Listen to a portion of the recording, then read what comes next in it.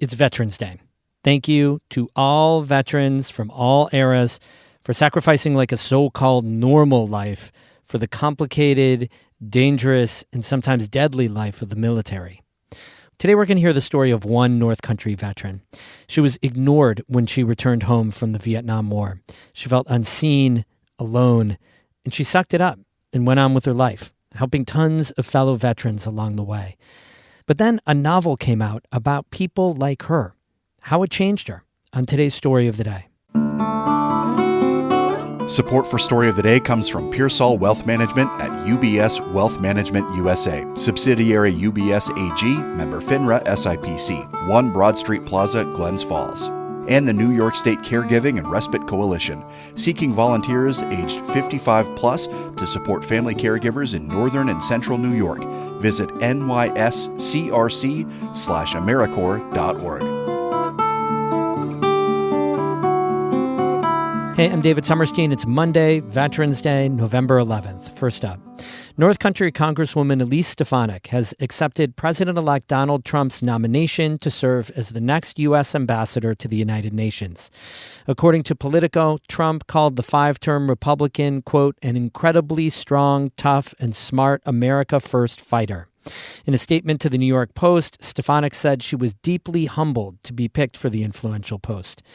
Republicans applauded her nomination today, including David Laska, the communications director of the New York State Republican Party. Elise has been a phenomenal House Republican Conference chair. She is an all-star in the Republican Party, and this was a wise and thoughtful decision by President Trump. Stefanik's nomination is expected to be approved by the Senate early next year. Hamilton College professor Phil Klinkner says the U.S. ambassador role is largely symbolic, but it could be used as a political stepping stone. This is potentially a path for her to get some foreign policy experience, potentially become national security advisor, secretary of state, something like that. Or if she has her own presidential ambitions, it definitely gives her much more of a national and international profile that could be helpful to her in the future. Once Stefanik's nomination is approved by the Senate and she files paperwork to leave Congress, that will trigger a special election in the North Country's 21st House District. Republican Party chairs from each county in the district will weigh in on who they want as their candidate. That same thing will happen on the Democratic side. Paula Collins says she hopes the party will back her in the special election. Collins lost to Stefanik last Tuesday by nearly 25 points.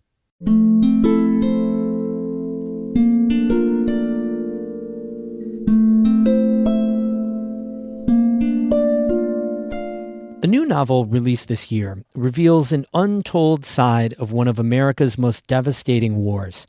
The Women shares the stories of the women who served as combat nurses during the Vietnam War and whose service was, in many cases, forgotten.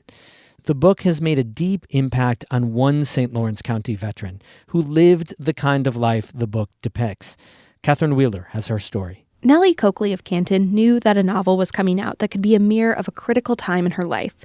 She was excited to read it, but she was hesitant until... A good friend of mine saw me at a hockey game and walked up to me and immediately hugged me with a few tears in her eyes.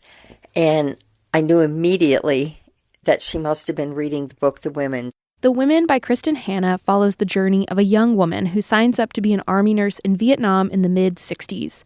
The book details the job of caring for soldiers wounded in combat, the horrors of war, and the years-long struggles in returning home to America. Coakley herself served as an Army nurse in Vietnam from 1968 to 1969, stationed at the 7th Surgical Hospital midway between Saigon Long Binh and Vung Tau on the South China Sea. Coakley says that friend hadn't asked much about her year in Vietnam before, and the book opened up a way to talk about it. She said, I never knew what you went through. 2 friends bought her the book, and when Coakley read it, she says it brought back a flood of memories. The story is fictional, but she says she found so much truth at its core. The details of the injuries and casualties, the conditions they lived in, the toll of living and working in an active combat zone. It's not just the emotions over like what you see, it's the emotions over just the environment itself that you're in. You have emotions over what's happening on the base camp, the the insects, the rats, the men, all over and above the casualties. She nails the things that you're saying to yourself, how you're trying to process all of this. In the book, the main character is repeatedly confronted with many people, including her fellow veterans, not believing women even served in the Vietnam War. Coakley says that was real. The Department of Defense didn't keep track at the time, but now estimates that about 10,000 women served in Vietnam. 90% of them were nurses. But women also served as air traffic controllers, administrators, or in military intelligence. It was the first time women were sent into combat zones like this. Coakley says most people shrugged off that service. You're only a nurse. What difference does that make, you know? No questioning, no curiosity about your role being one that could be difficult. No concept that we were in the combat zone, that we were as subject to combat conditions as the men were. It felt like rejection. When she returned, Coakley was still in the Army, working at Walter Reed Army Medical Center in Washington, D.C., so she was around people who did recognize what she had been through. But Coakley says it was much harder with civilians. A week after she got home, she went to a friend's party that was full of people in the medical field. And I'm looking forward to talking to my colleagues about my Vietnam experience. Not one welcomed me home or even spoke to me about Vietnam. Not one. And I just kind of leaned against the wall and looked at them, and I thought, I have nothing in common with you. And at that point, I knew it would not matter to me if I saw them again. I was in a different world. Even with that sense of isolation, she moved on with her life, met her husband Tom, a fellow vet who was her patient at Walter Reed. She moved to Canton with him, became a hockey mom, and quietly put Vietnam behind her. But she says those experiences stay with you. Everybody comes home from war with their values changed. Everyone comes home from war with a need to look at how they've been changed by it. And it's important to know it's not just what happens to you, it's what you tell yourself about what happens to you. Coakley's life since has always involved advocating for veterans. For 28 years, she counseled veterans with war trauma, ranging from those who served in Vietnam to Iraq and Afghanistan. She consulted for the late 80s TV show China Beach that was set at an evacuation hospital in the war zone. She even appeared in the Vets episode. She was the New York State coordinator for the Vietnam Women's Memorial in Washington, D.C. Coakley was there when the statue was dedicated on Veterans Day in 1993. And she and her husband were profiled in a book by Tom Brokaw about their experiences in Vietnam. Since The Women was released, book clubs around the North Country have invited her into their circles to talk about the book. She dug through her memories for stories and her trunk for photos to bring along. Coakley says it's been a way for her to share not only her experience in Vietnam, but also what she's learned from her fellow veterans.